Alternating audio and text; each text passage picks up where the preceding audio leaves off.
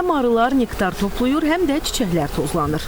Bununla arıçılar da qazanırlar, bağ sahibləri də. Ceyran çöl düzənliyindəki 300 hektarlıq meyvə bağı bu günlərdə çiçəyə qərq olub.